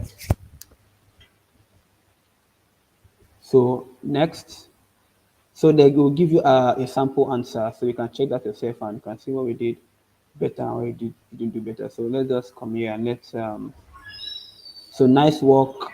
It was great. So this is it. So let's go to tax two. So what you will learn is okay. In this case, we're actually going to do more of visualization using Tableau. So I said that we're going to use Power BI. Okay, so here's the background. So it's more or less like the same thing, really. So they ask, what if the data are changing daily or in real time, right? So you have large amounts located in different systems. Oh. So it said, consider a situation in which you have a large amount of data located in different systems. How might you go about bringing this together? Of course, data modeling, right? So you read all of this, you click on next, and let's see. I think it's the same thing. No, I don't think so. Let's download this and let's see what is there. So I'm going to click on file, open, and so tax two, right? So let's see. Can you imagine? It's the same thing. So ideally, ideally, what you want to submit in tax two is a Power BI file or Tableau file, right? So it is, we've done it already. Can you imagine? So we've done in advance because remember the tax one was just give us the total number. So we've already done tax two already safe. So thank God. So that will not waste our time anymore. So let us click on next. So you can see upload your dashboard screenshot. Your dashboard screenshot. Can you imagine that we've done already? So just come here and then would screenshot this, and then we'll just save in desktop as dashboard, AP dashboard, right? It's quite simple, really. Thank God we even did it at once. I didn't even know that. I was already thinking it's really going to waste our time. So I'm just going to come here, JP dashboard, and I will upload this. And okay. I think we're supposed to make it a. When they say okay, well, okay, what? Let's come to let's come to Word, and let's make it in Word. Or let's read it. Why did they say file type? Okay, I have to select a file actually. So let's just come to Word and let us paste that stuff we pasted, and let's save it as. Let's save it as PDF, and we'll call it JP dashboard, and put it on my desktop so you can see it easily. Close, and then let's go and upload again on that desktop, JP dashboard as PDF, submit,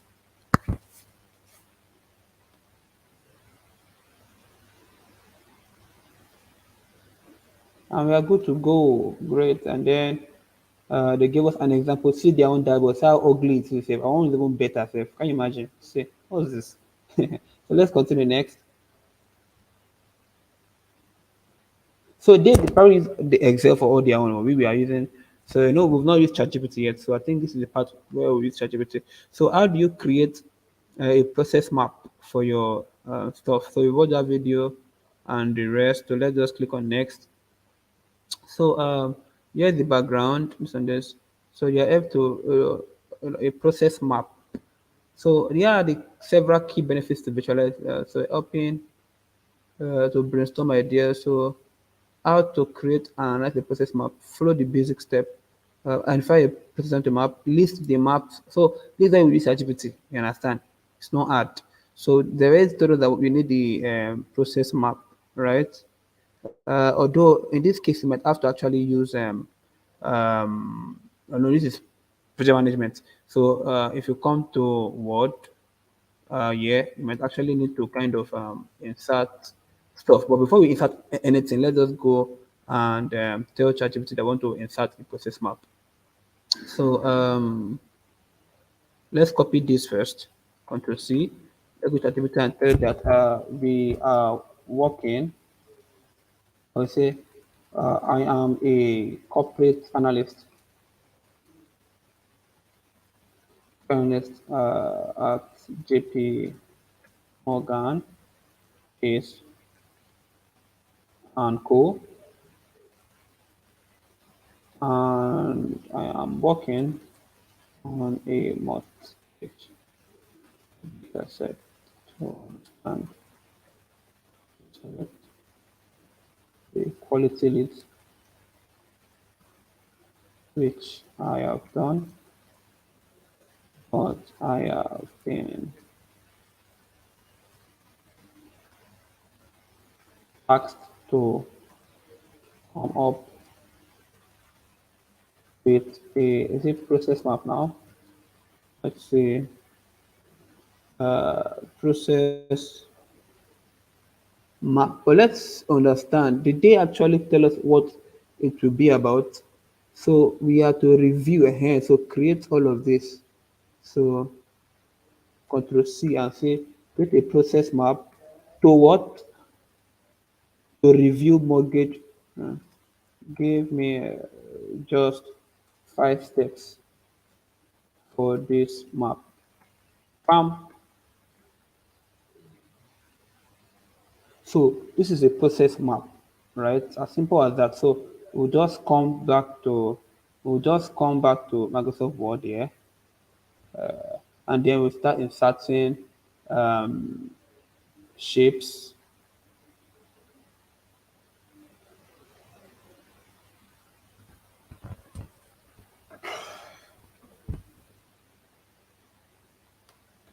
We are already gone 30 minutes beyond the planned time, but it's fine.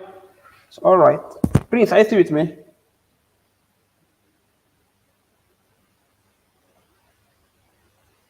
Yeah, well, am I the only one in this one? Okay, you stay with me. No, you're not. You're not. I was looking up something. Yeah, how's it going though? How's it going? Yeah, it was really good. It was Yeah, so good. so basically this is what ChatGPT gave us for process map. So process map is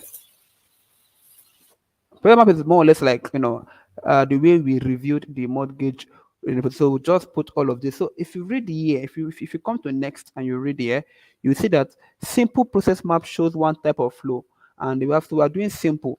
So let us do, and they say we should use what a diamond for decision point, blah blah blah, a rectangle for process point. So let's know what's a decision and what's a process. But according to what ChatGPT gave us, we have data collection and stuff, which is actually a process point. So we'll just come here and just insert, sorry, we'll come here to insert shape. So let's insert a triangle and let's call this data collection. And then we'll just put in another shape, and then we'll just use, is there any bigger one, any bigger one, any bigger one? No. Just come here and just, you know, and then you can actually increase the, make it bigger, and we can control C and paste this.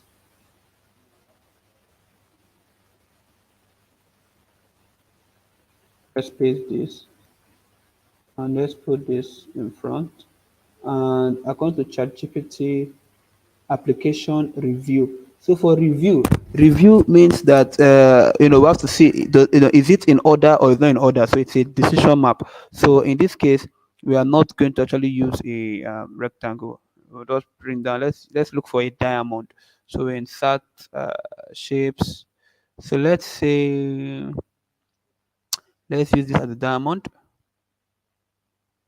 So this is, we'll now see. Okay, let us insert a text box in it, and we'll say review,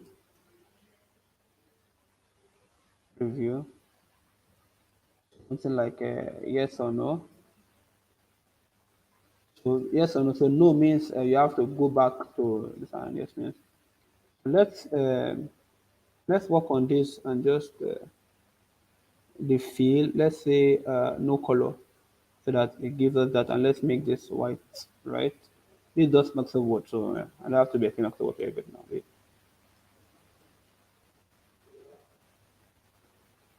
Yes or no. And if you check what I did, the next one is what, underwriting risk assessment, which is a process. So every other thing is a process. Except this last one, which is a close score review. So underwriting what? So let us say risk assessment, which is the next one. We'll come here, and then we can copy this, Control C, Control V, and in fact, we can just come here and insert something like this, and then we print it like this, and then we put it here. We see risk assessment, right? We call it risk assessment, right? And the next one is also a process, which would call, so just copy this and bring it here and kind of rotate it in the other way around, and let it face this guy. And according to ChatGPT, the next thing is documentation and closing is also a process. So just call it documentation and closing, right? And lastly, we are going to put in a review, which is whether or not to, which is a whether or not to accept the result, right? Which is another review. So it's call it post review.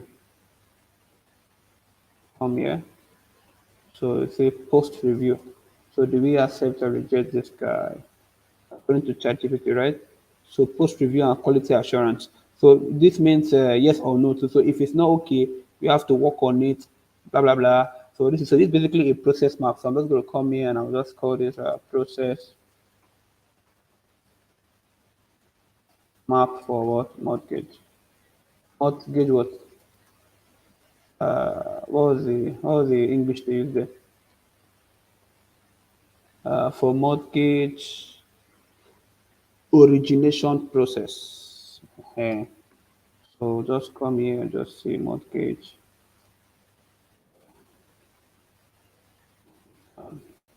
Okay, anyway, this is it.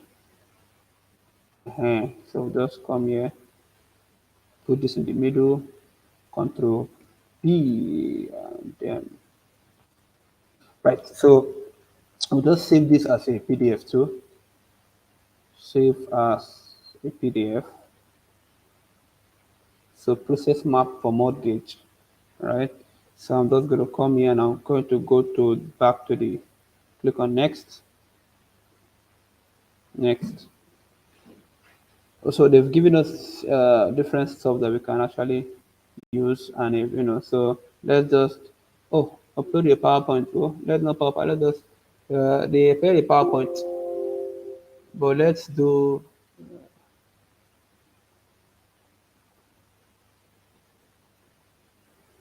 this. So that's basically what you do. So you can check their own example and actually do it. But we quickly use ChatGPT for that. So that particular part is called project management. So that's the part of project management for this course. So the last task now is let's give them a review. What is the last task? I think is to understand your stakeholders. So now you have to just basically develop a PowerPoint presentation and talk about just basically your recommendation after everything that you've done so far, right? So here's the background. So the first step in communicating a great story is understanding who you're communicating to, this and that. So let's just click on next. So what we want to do is a PowerPoint slide. So let's see how their own template looks like, and let's see what we can do in it, and just quickly do one or two things. Right. So we'll just come here and we would open up what we just downloaded, which is tax 4, and process improvement. Your compelling title here. Let's say for a better mortgage. Okay, for a better mortgage processing or something like that. So stakeholder group, I'll say we can say Prince Holdings, which is our guy, Prince Holdings, because Holdings. So just come here, add your compelling visual. So for visual, just come and paste all these things again that we've done so far. Just come here, Control C this and paste this. Just delete this one and paste here. So more or less like your so you can just say something like this. So you can just say, uh, so I'm sure you guys know what to do here. Just, highest age category is from 35 to 44. So you can now say, hence, we should look out for borrowers in that age range more whenever we want to what give out loans, right? Because mortgage they don't, right? So we just come in the next one, just come here and let's come and put something else here. Let's not waste too much time. So time has actually gone, right? So let's just come here. But I think at this point in time, we know what to really do. So let's come here and control C this particular big one and come and paste it here, and by the side you can just put something at the side and say the number of people that should be targeted are just 44, which which which are identified as the high potential leads, right? You can now say, but if we want borrowers with a lesser risk, then the number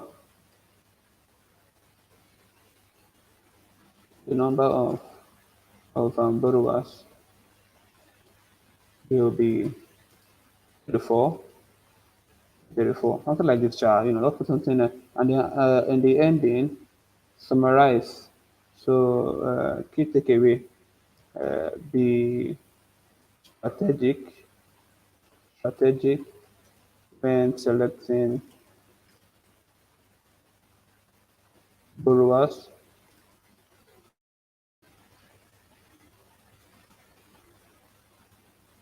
Use uh, ensure that you use the criteria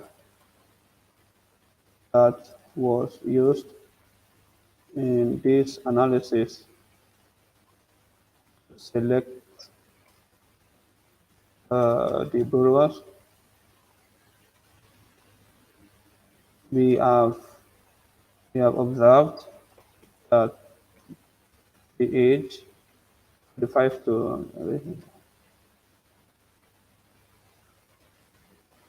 are high potential leads, and let's say in conclusion, in conclusion, just give everybody free house now.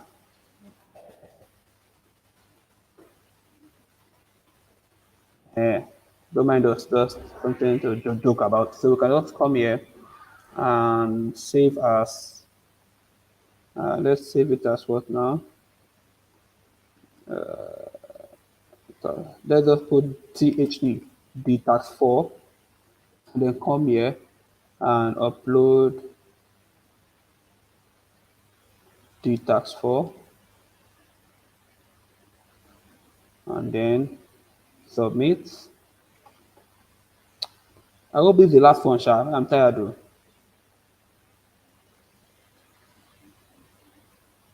Next, complete. Nice work. How many remain? Hey, which next tax again? Tax overview. Oh, how to make video again. Hey, so the importance. So let us quickly do that now. So let's do a video. So I think we can use a video. So let me look my camera. So I'll just say start recording.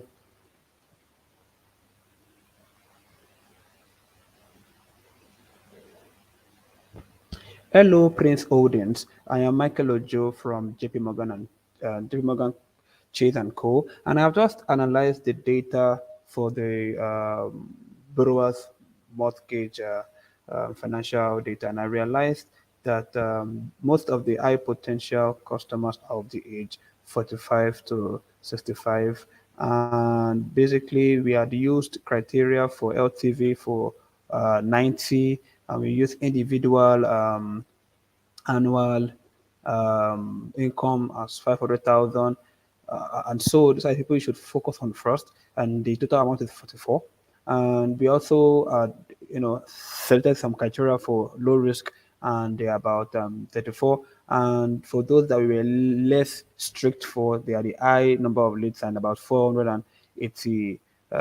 So using the dashboard and the analysis and the recommendation of the report, we are sure that you will do a better job at selecting these borrowers. Thank you. So click on pause, stop. So I will just submit that.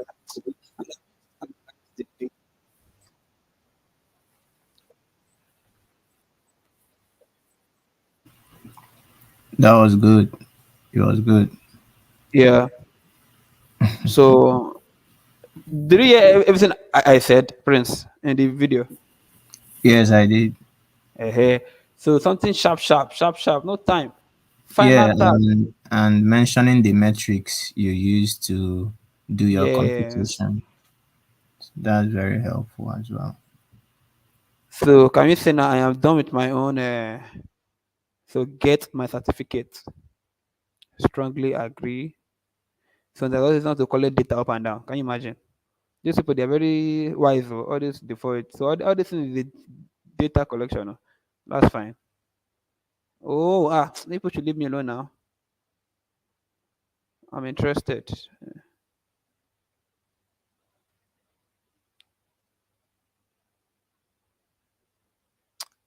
Uh, my certificate is loading. It's loading. It's loading. These people's design makes sense. Gone where there's money, sha. So, where my certificate now? Let me check certificate. Oh, okay, this is it. But what's it give me? Download. Oh, although yeah. So, Prince, this makes sense now, Abi. Yeah, yeah. I will also complete mine as well. All right, lovely. So, guys, we've actually you know shown how to do this program. It's not that difficult, really. It's quite simple. Just follow the instructions that was given in the website and just follow through one by one, and don't have to do too much. The ideal thing is just select the borrowers that they should focus on, and of course from common sense. If you have 500 customers, you have to actually select the few that will actually pay, because it's just like when you when a bank wants to borrow you money, right? There are some things they will check in your data. They want to check, the how much your house is worth. If you have any form of a car, or if you have a job. So they have are you employed? It also asks you for where you stay, how much you earn. So all of those things are going to be used as criteria to actually make a decision if they should give you a loan or not. So it's more or less the same thing here, and they've helped us to you know tell us what to choose as criteria. But we are the one who defined. If you are the manager of a bank, you define the criteria you should use to actually select those customers. But then you don't want to select criteria that will actually make you run on losses. You want to, select criteria that will make you actually, make sales. Because for the loan people, they make sales on the interest on the loan. So they want to get people that will actually pay back plus interest. Or like some that will jackpot, and they'll lose their money. So this is the end of the and I see there's only for questions really. You were able to ask the questions after. So what you do is watch this video again on YouTube with the same YouTube link, and if you have any questions, we'll put in our so you can reach out to me on WhatsApp. So I'll put in my WhatsApp number here. So, it's so, and then I'll put in our um my email address too. Going to be so I'll put it in the chat now. And that's it for tonight. Thank you, Mr. Prince, for your support. If you're not here now, would have wasted time in that formula part. That's why I asked you to come, because we did it together last time. Sure, you understand. So thank you so much for being resourceful, and I believe we can come to a close, right, Mr. Prince? Hello, Mr. Prince, are you there? Yeah, I'm listening. So we can come to a close now, right? We've tried. Yeah, yeah, yeah. I'm still gonna complete mine. All right, lovely. So thank you very much. So everybody, have a lovely afternoon or evening and the rest. So thank you very much, and this is the end of this webinar. Yeah, thank you.